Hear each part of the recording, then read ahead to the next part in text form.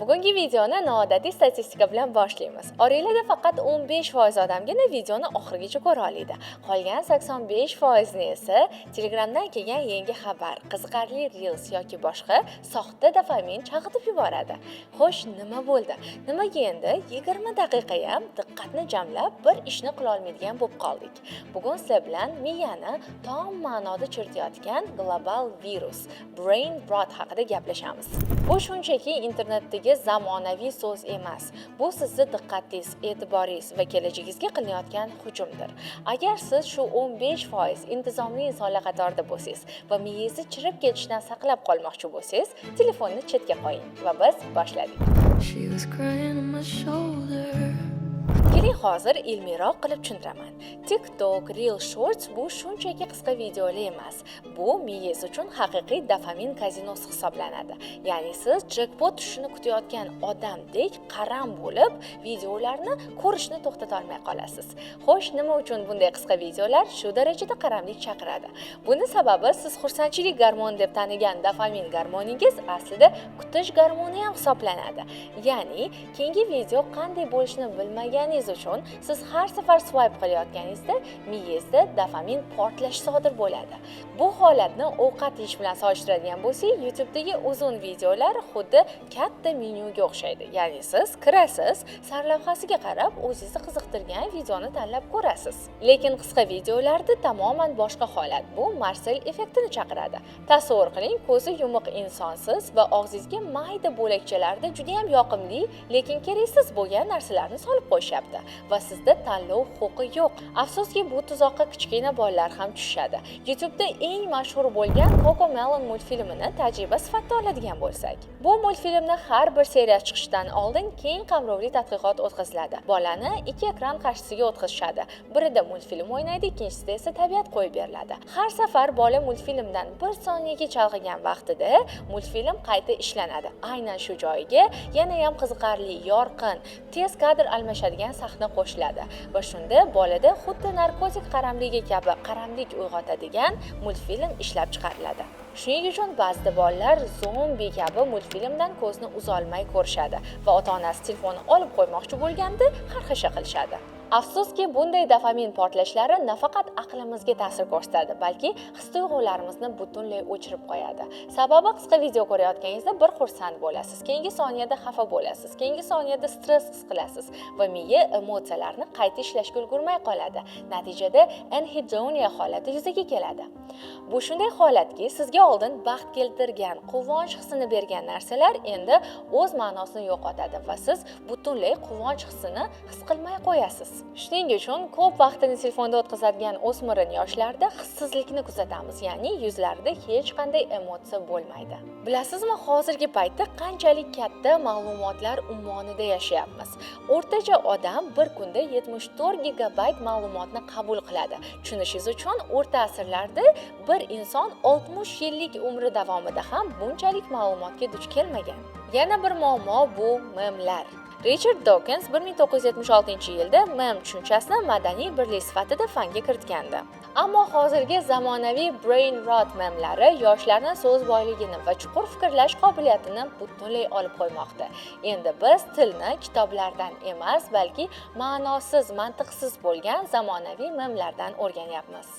Shunchaki tasavvur qiling, 1854-yilda David Henry Thoreau insonlar sifatsiz ma'lumot bilan miyasini chiritmoqda deb ogohlantirgan va shuncha yil o'tgach, aynan shu so'zlar ilmiy kuchga kirdi va biz bu holatga brain rot, ya'ni miya chirishi deb nom berdik. Afsuski, bu shunchaki nom emas, balki miyani tuzilmasini haqiqatdan o'zgartiradigan holat.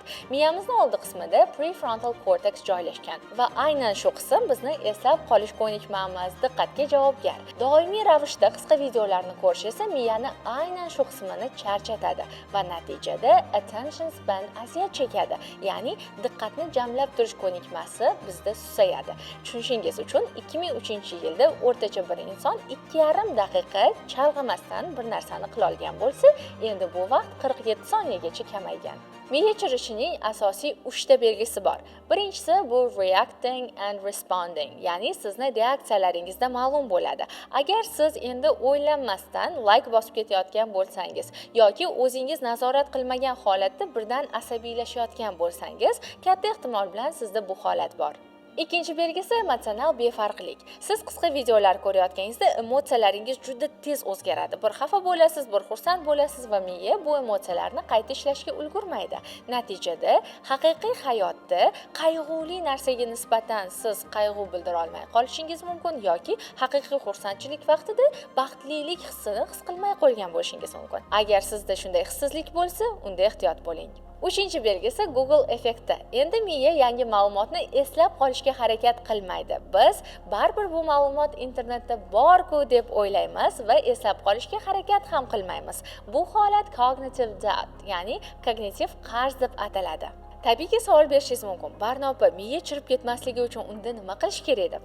Albatta, ingliz tilini 10 karra tezroq o'rganish imkoni borligi kabi, brain rotni oldini olishni ham oddiy uslublari bor va hozir 5 ta oldin qoidam bilan bo'lishaman.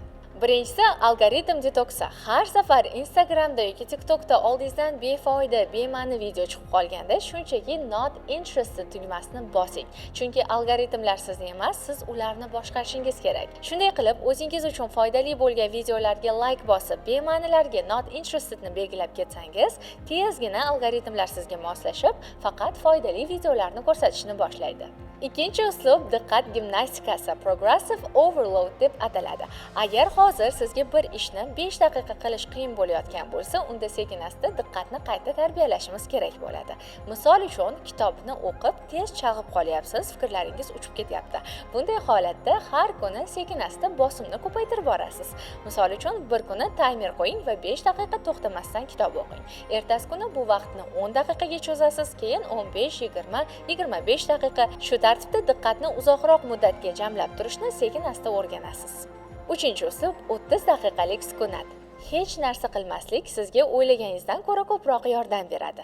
Dars qilishingizdan oldin 30 daqiqa hech narsa qilmang. Podkastsiz, telefonsiz, hech narsa o'qimang. Shunchaki xayol suring. Aynan shunday 30 daqiqalik xayol surish, hech narsa haqida o'ylamaslik sizda dopamin balansini tiklaydi. To'rtinchisi kitobxonlikka qayting.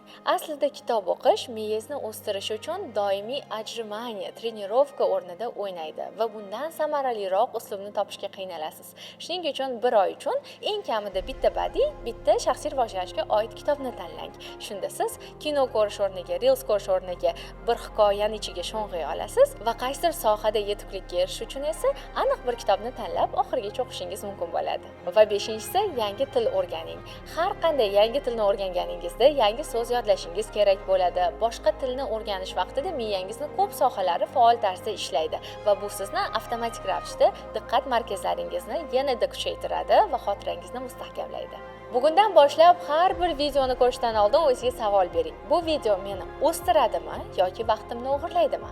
Agar siz shu 15% g'oliblar qatoriga kirgan bo'lsangiz, hoziroq izohlarda men o'zimga diqqatimni qaytaraman deb yozib yuboring. Eslab qoling, har kuni siz kelajagingizga yoki sarmoya kiritasiz yoki o'zingizni orqaga tortasiz va bu tanlovni har kuni to'g'ri qilish juda ham muhim. Sizlar bilan Barnoz Qarva bo'ldi. Yana ham ko'proq foydali videolar ko'rish uchun sahifamga obuna bo'ling va keyingi videolarda ko'rishguncha bye bye.